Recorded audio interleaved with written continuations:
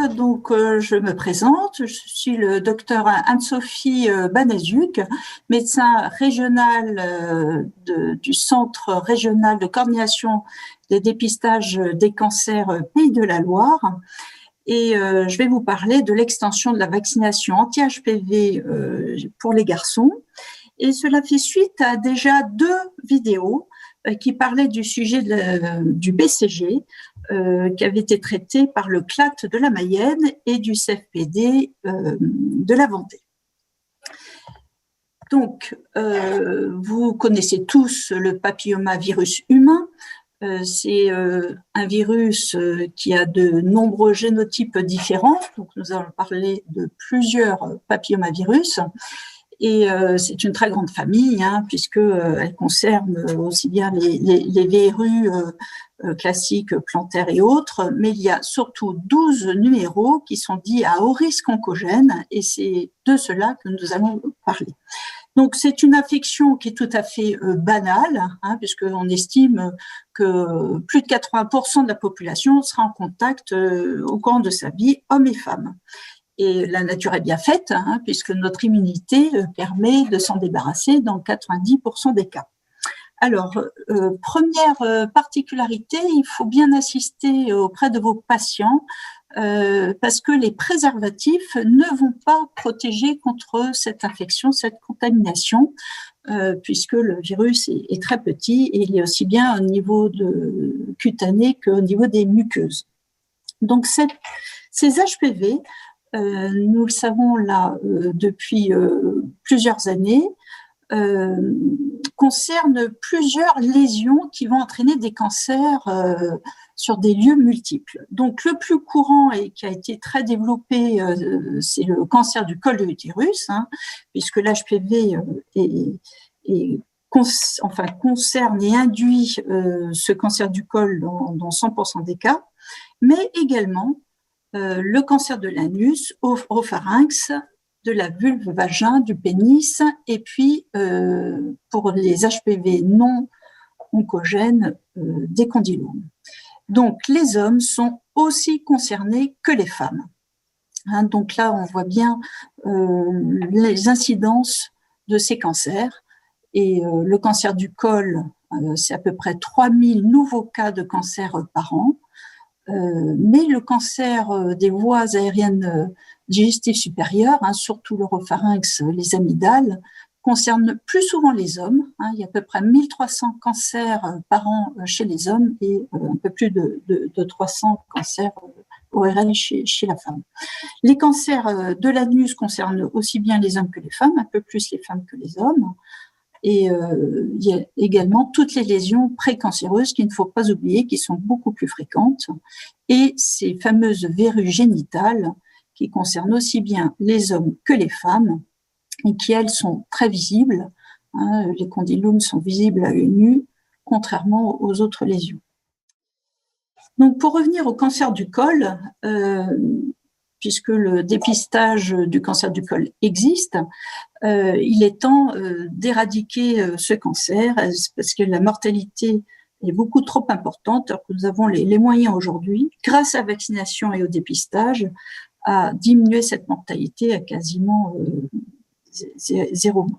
Donc voilà un petit peu des images pour vous montrer tout ce que les HPV peuvent provoquer visuellement, et puis les plus méchants, vous le savez, c'est le numéro 16 et le numéro 18,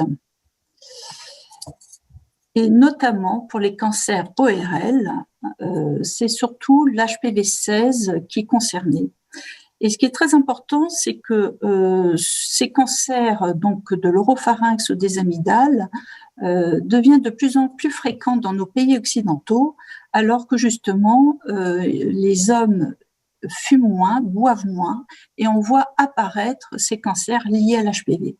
Alors, ils sont de meilleurs pronostics, mais il faut rappeler qu'il n'existe pas de dépistage et que ce sont des signes cliniques assez banaux, une petite gêne, mais qui dure, c'est peu douloureux, et donc c'est difficile à détecter, et donc il y a souvent des retards diagnostiques. Donc, il va falloir que vous soyez de plus en plus vigilants par rapport à ces signes, et notamment chez l'homme, si sa partenaire a été suivie pour des lésions de haut grade, un CN3, sur le col de l'utérus, il faudra être d'autant plus vigilant par rapport à des signes ORL qui apparaîtraient.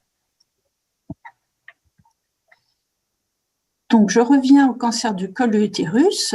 Les 12 HPV à haut risque oncogène, vous les connaissez, là ils sont sur la diapositive, et rien que le numéro 16 et 18 représentent à peu près 70% des cancers du col, mais évidemment les autres numéros provoquent également des cancers du col de l'utérus. Le tabagisme qui augmente chez la femme, mais qui existe aussi chez l'homme, diminue un petit peu l'immunité et favorise justement la persistance du virus au niveau du col de l'utérus, ainsi que évidemment toutes les maladies d'immunodéficience. Donc les 12 numéros sont montrés ici. L'avantage de la vaccination qui a été augmentée de 4 valences à 9 valences montre justement une meilleure protection, puisque on passe de 70% de protection à 90% de protection contre les principaux HPV oncogènes. Donc là, vous avez l'ancien, le quadrivalent, le Gardasil quadrivalent, le Cervarix, qui était un bivalent, et le vaccin non avalent, qui est aujourd'hui recommandé fortement chez les garçons et les filles. Donc, notre taux de vaccination à l'échelle de la France est dramatiquement bas. Nous sommes un des plus mauvais vaccinateurs européens, et nous avons beaucoup de leçons à recevoir en fait des autres pays qui ont d'ailleurs pour la plupart augmenté la vaccination auprès des garçons depuis plusieurs années, et c'est un succès, ainsi qu'en milieu scolaire, ce qui n'est pas le cas chez nous. Donc nous, en 2018, au niveau de la France, on avait vacciné à peu près 24% des jeunes filles, et dans les pays de la Loire, un peu plus qu'à l'échelle nationale, à peu près 30%, mais nous avons une marge de progrès qui est évidente.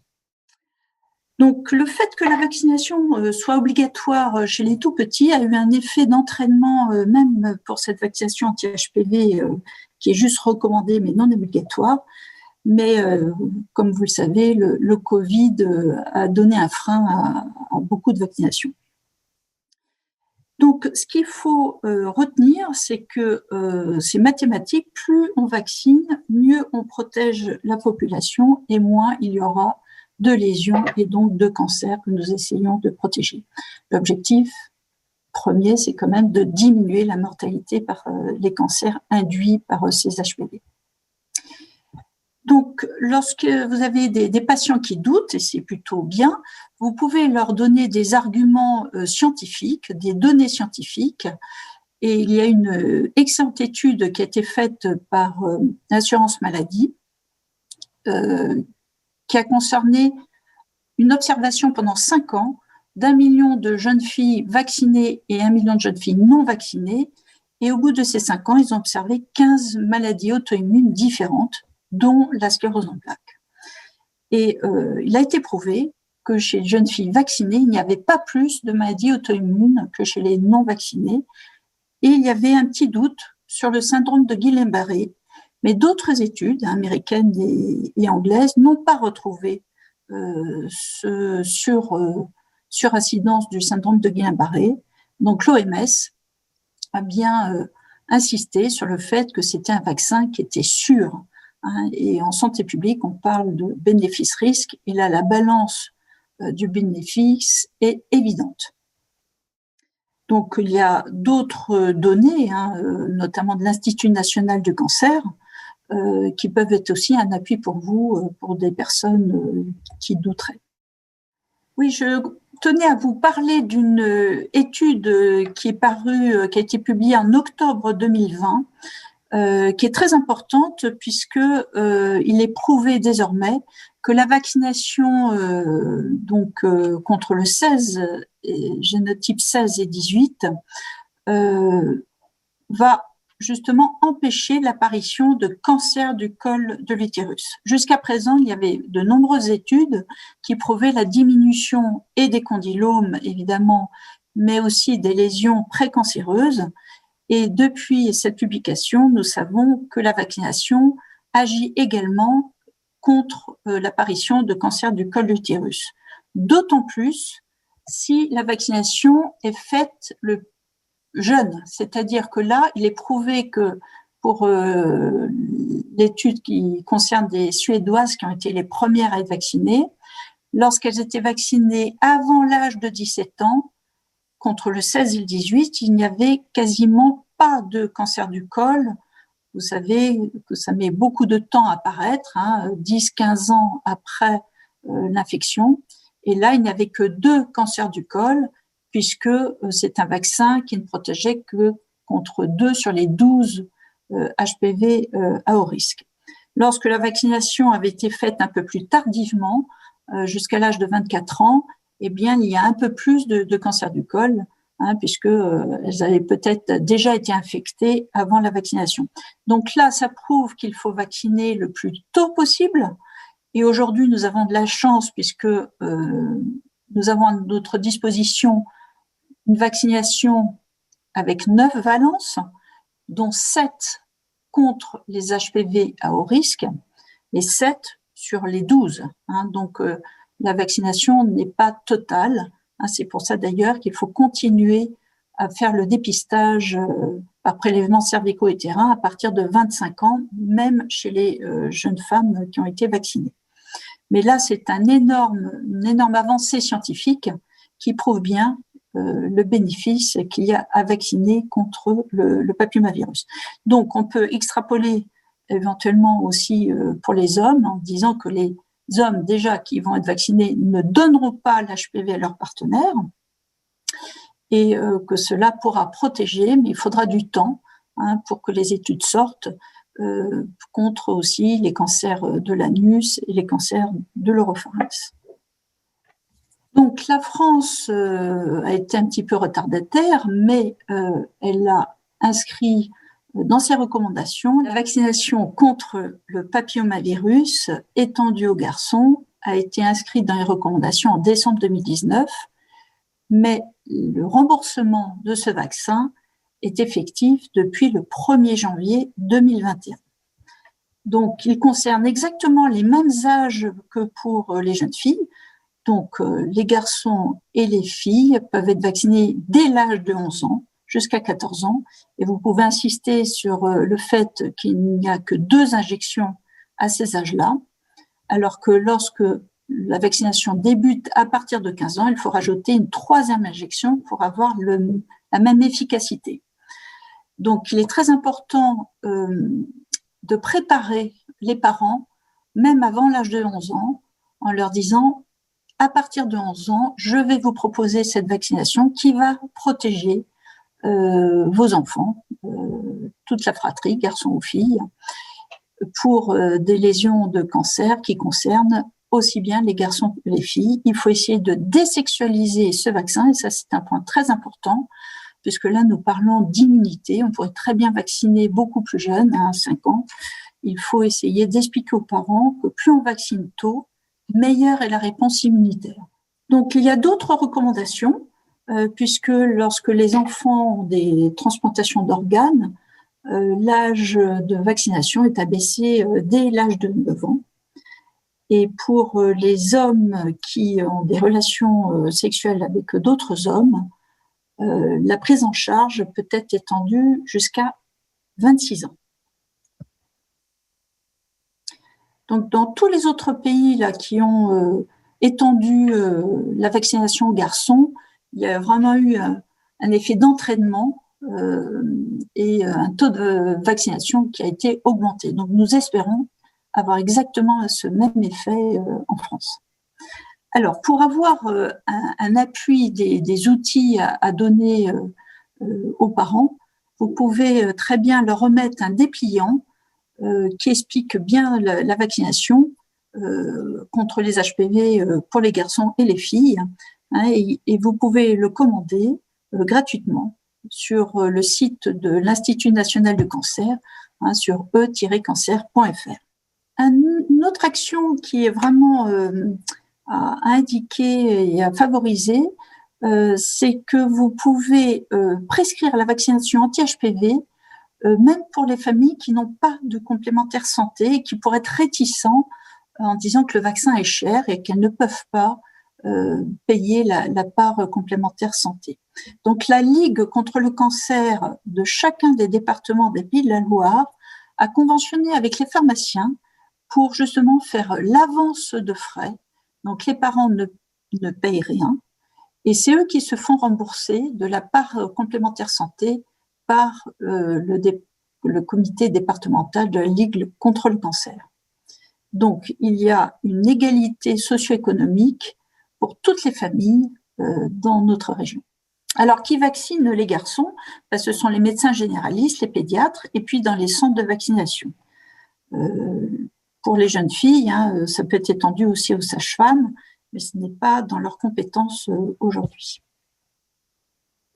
Alors, je vous incite fortement à donner des sites d'information aux parents qui douteraient encore, malgré votre parole convaincante, puisqu'il faut être convaincu personnellement pour convaincre aussi les parents.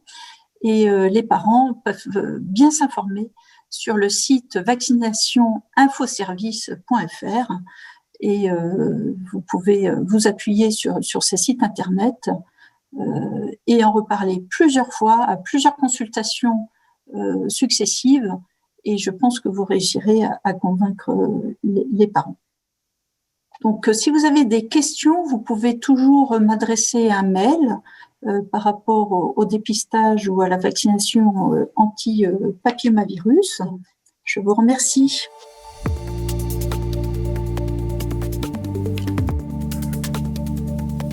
Bonjour, je suis Véronique Bordage.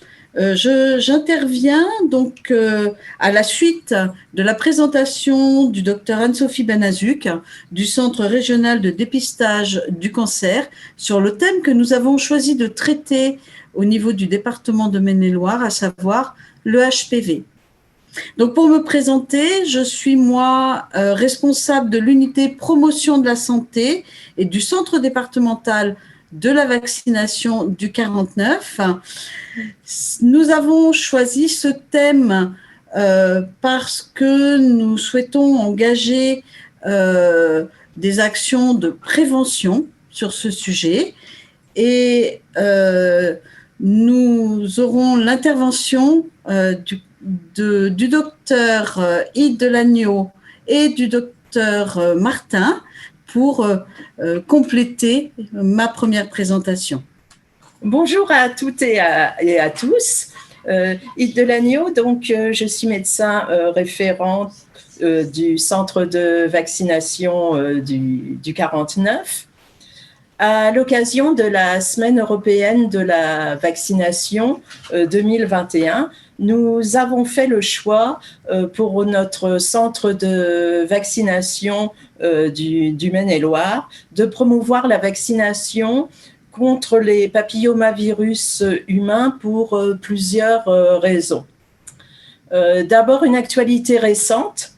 Le vaccin d'abord réservé aux filles, en dehors de la prescription spécifique pour les hommes ayant des relations sexuelles avec des hommes, a fait l'objet d'une extension de ces indications à tous les garçons de la même tranche d'âge, c'est-à-dire de 11 à 14 ans et en rattrapage de 15 à 19 ans. Et il vient d'obtenir sa prise en charge par les caisses d'assurance maladie pour les garçons au 1er janvier 2021.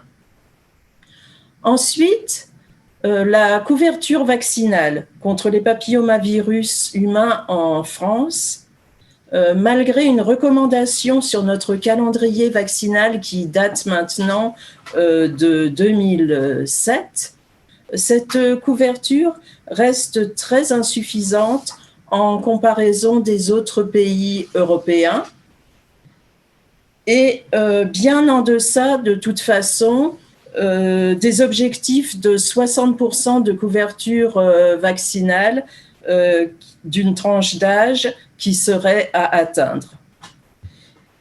Il y a donc ici une piste d'amélioration à saisir par notre centre de vaccination pour soutenir l'information à dispenser aussi bien aux parents et aux jeunes concernés qu'aux professionnels de santé prescripteurs. À noter aussi que la crise sanitaire actuelle et la campagne de vaccination contre la Covid-19 ne doivent pas faire oublier l'importance de toutes les autres vaccinations recommandées tout au long de la vie, dont ce vaccin. Enfin, je voulais rappeler que le département de Maine-et-Loire met ici en valeur une vaccination recommandée aussi bien par les professionnels de son centre de vaccination que par les intervenants des consultations de planification et d'éducation familiale dont il a la charge. Je vais donc pouvoir passer la parole à ma collègue, le docteur Martin, qui est référente pour les CPEF de notre département. Bonjour, donc Caroline Martin, je suis médecin référent des centres de planification sur le 49. Donc il existe 9 centres de planification sur le département. Il s'agit de lieux accessibles à tous de façon anonyme et confidentielle pour des patients qui ont des questions relatives à la vie sexuelle et affective, que ce soit dans le cadre des IST, contraception, suivi de grossesse, interruption volontaire de grossesse. Au sein des centres, les patients peuvent rencontrer une conseillère conjugale, un médecin ou une sage-femme. Et donc, les consultations relatives à la contraception ou au dépistage des IST sont des moments propices pour aborder ces questions relatives à la prévention vaccinale, avec notamment le vaccin contre l'hépatite B et contre les papillomavirus. Au vu de tranche d'âge du public qu'on reçoit en centre de planification, on est plutôt sur la période de rattrapage pour ces vaccinations. Mais par ailleurs, les conseillères conjugales interviennent dans des établissements scolaires notamment pour faire des informations sur la vie sexuelle et affective. Et c'est l'occasion de rappeler l'intérêt de cette vaccination auprès des jeunes publics. En conclusion de mes collègues, je souhaitais préciser notre implication auprès du docteur Anne-Sophie Benazuk dans la démarche de recherche qui a été engagée sur justement cette question du HPV et de ce souhait de porter ce sujet-là dans les mois à venir. Et pour finir, eh bien, je vous propose de pouvoir retrouver sur le site internet les différents documents que nous pourrons apporter en complément de nos interventions. Et je vous souhaite une bonne journée. Au revoir.